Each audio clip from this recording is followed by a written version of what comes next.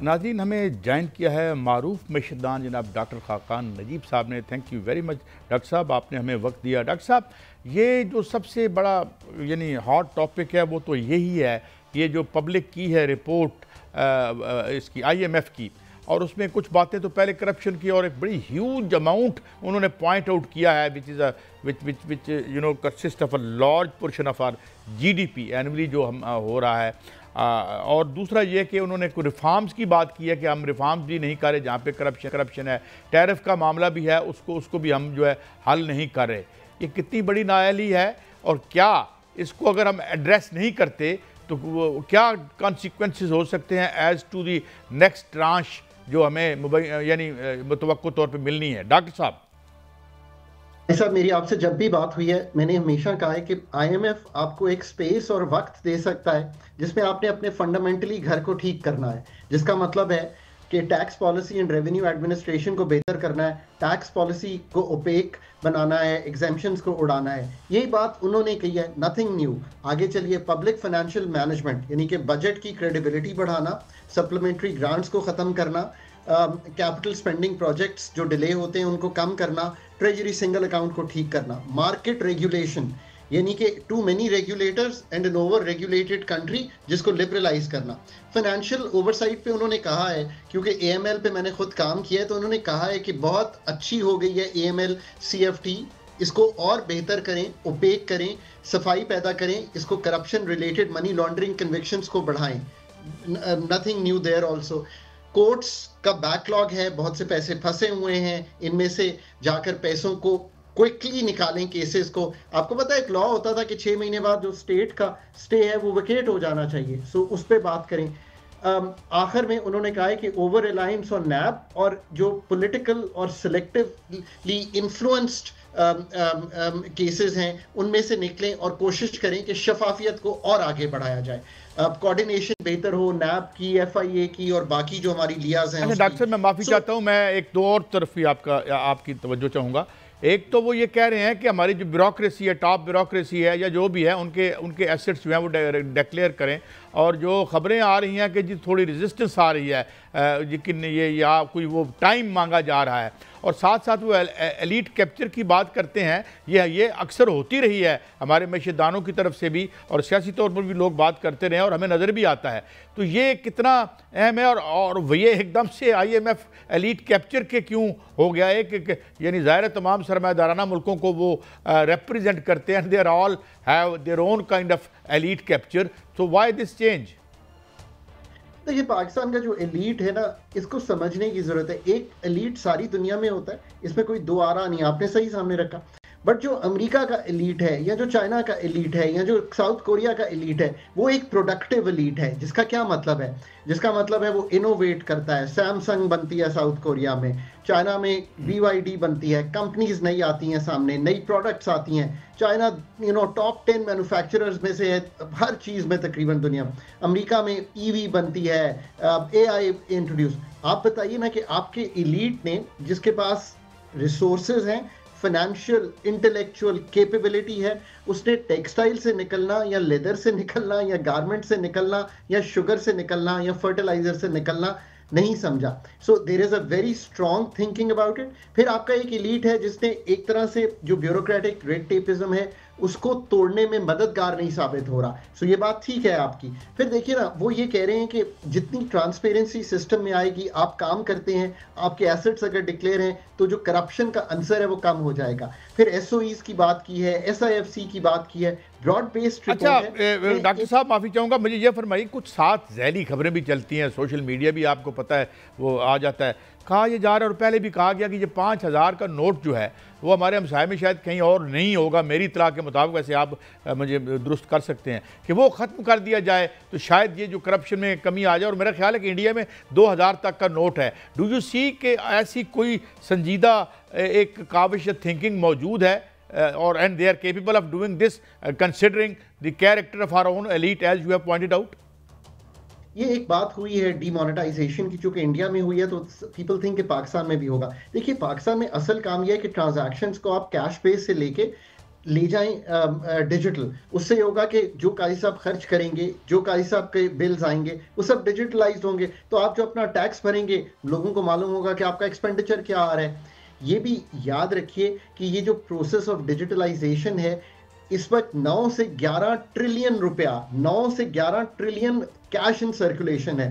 So cash in circulation को नीचे ले जाने के लिए, so that outside economy, informal economy से निकलने के लिए ये जरूरी है। डिमोनेटाइजेशन से होगा, अगर 5 नहीं होगा तो आपको कैश रखना मुश्किल होगा, इसलिए ये बात सोची जा रही है। मेरा नहीं ख्याल कि अभी पाकिस्तान में इस तरह की कोई चीज मगर डॉक्टर साहब आपको याद होगा, हम तो बहुत छोटे थे, एक बार शायद अयूब खान साहब के दौर में कोई नोटों में तब्दीली आई थी और हमने क्या वो ट्रालियों पर लोग नोट रख के बैंकों के बाहर खड़े थे।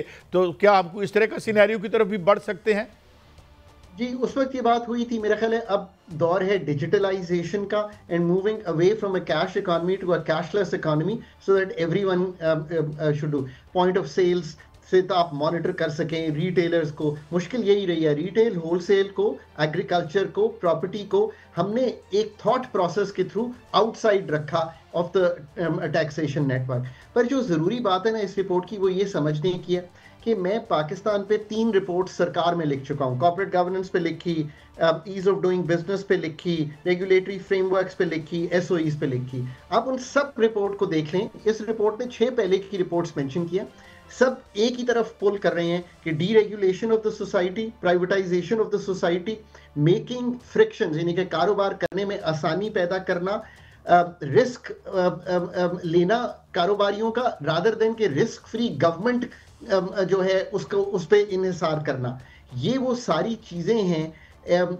फॉरेन इन्वेस्टमेंट जरूर लाना, पर यार अच्छा, फॉरेन इन्वेस्टमेंट से मुझे ख्याल आया कि अभी इंडिया में भी, और बाद ये अरब न्यूज़ की नाज़रीन हमारी एक खबर भी आपके सामने चल रही है। डॉक्टर साहब, ये क्या कुछ जो आए हुए हैं इन्वेस्टर यहाँ पे, जो मिनरल्स हैं या जो एक्सपेंसिव अर्थ है इस ज़मन में, क्या ऐसी कोई बात है? और अगर ये है तो ये कितनी वाइटल है, कितना अरसा लगता है टैप करने में? कुछ लोग कहते हैं सालों और दहाइयाँ लग जाती हैं इनको टैप करने में।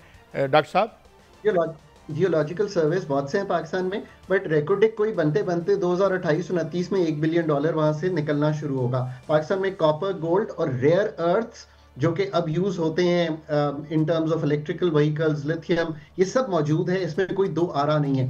फिर इसका ये मतलब नहीं है कि बहुत बड़ी एक एक्सपोर्ट शुरू हो जाएगी अनकरीब में, but for the next generation ring fence करके बलूचिस्तान में ये काम जरूर करना चाहिए हमें, इसमें कोई आरा नहीं है। इसी तरह एग्रीकल्चर की प्रोडक्टिविटी और ITES, ये 3। अच्छा डॉक्टर साहब, मैं माफ़ी चाहता हूँ, एक अहम सवाल मुझे याद आ गया। डॉक्टर नदीमुल हक साहब को मैंने कहीं सुना और या पढ़ा, जो हमारे शायद हमारे वो कमीशन के प्लानिंग कमीशन में भी रहे हैं, वो कहते हैं कि हम गरीब मुल्कों के नसीबों में खड्डे होते हैं, और ये जो है अपने मिनरल्स हैं, ये हक है पैदाइशी गोरे का, वो आता है खड्डे छोड़ जाता है, हम खड्डे भरते रहते हैं। अफ्रीका में भी यही हुआ।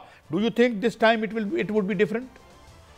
ये बात दुरुस्त है। देखिए, एक रिसोर्स कर्स हम इकोनॉमिक्स में यूज करते हैं, वो इस तरफ शायद कह रहे हैं। इसका मतलब क्या होता है? इसका मतलब ये होता है कि वो जो रिसोर्सेज हैं वो आपके मुल्क से चले जाते हैं, पर लोग वहीं के वहीं गरीब रह जाते हैं। सो आपने रेकोडिक को जब वो किया तो बलूचिस्तान का एक शेयर रखा, एक शेयर फेडरल का रखा, और फिर बाहर का 50%। सो आपने इनको सबको इस तरह, जिस तरह कहते हैं, फ्रेमवर्क्स बनाने हैं कि ऐसा ना हो। ऑस्ट्रेलिया बहुत बड़ा मुल्क है in terms of exploring LNG, mines and minerals, BHP, अपनी कंपनियां बनाई हैं, 2.5 करोड़ का मुल्क है। So don't think like that, think कि माइंस एंड मिनरल्स की सिचुएशन को कैसे लेके आगे बढ़ना है, रिंग फेंस करके।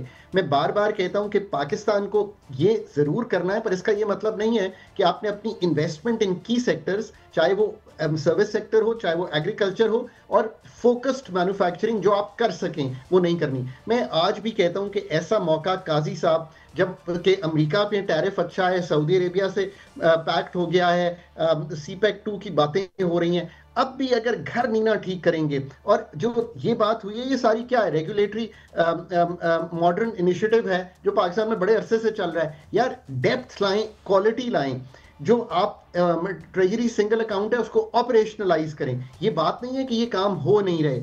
The depth and the breadth and the quality of the reform is really going to matter.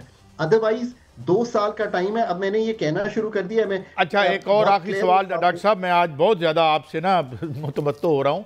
ये फरमाइए कि ये अभी जो एक रिपोर्ट आई है सोलर के बारे में कि सोलर की जो प्रोडक्शन है वो बढ़ जाएगी, जो हम बाकी मुआहदे कर चुके हैं उसका क्या मुस्तकबिल होगा? लोग बड़े परेशान हैं जिनको रिलीफ मिला है। तो और फिर IPPs के हवाले से जो रिफॉर्म्स की बात करता है IMF, उस पर भी हमें कुछ करना पड़ेगा, क्योंकि इसके बगैर तो नहीं होगी कोई यानी बेहतरी अगर इंडस्ट्री नहीं उठती तो। डॉक्टर साहब, it's all about good policy making. IPPs के मुआहदे 90 की दिहाई में 17% डॉलर बेस्ड रिटर्न। फिर हमने LNG मंगवाई, अब LNG के कार्गोज बाहर बेच रहे हैं। एक टाइम पे पाकिस्तान में शॉर्टेज थी। फिर आप देखिए कि हमने टेक्सटाइल से कैप्टिव की गैस वापस लेने के लिए बहुत हाई रेट उनका कर दिया। वो ग्रिड की बजाय सोलर और दूसरी चीजों पे चले गए। बहुत हाई रेट ऑफर किया किसको? कंज्यूमर को। कंज्यूमर खुद एक domestic solar has become like an IPP। They sell at a very high rate and the grid goes down. 12 से 15 हजार मेगावाट अगर सोलर मुल्क में है, और इस वक्त जब मैं आपसे बात कर रहा हूं तो मैं यकीन से कहता हूं कि मुल्क की खपत 18,000 मेगावाट के दरमियान आ रही होगी। सर्दियों में इतनी खपत गिर जाती है, इससे भी नीचे चली जाती है। थिंक अबाउट इट कि अब करना क्या है? ग्रिड ऑफ ग्रिड क्या सोल्यूशन होंगे? टैरिफ रैशनलाइजेशन ग्रिड की कैसे करनी है कि लोग इतना ऑफ ग्रिड ना जाएं? डॉक्टर साहब, अगर मैं आपकी बात सही समझा हूं तो वो ये है कि अर्जेंसी की सूरत हाल है और हमें ये बहुत जल्दी करना होगा। डॉक्टर खाकान नजीब साहब, बहुत शुक्रिया फॉर एनलाइटनिंग अस, और हमें आपने रहनुमाई फरमाई।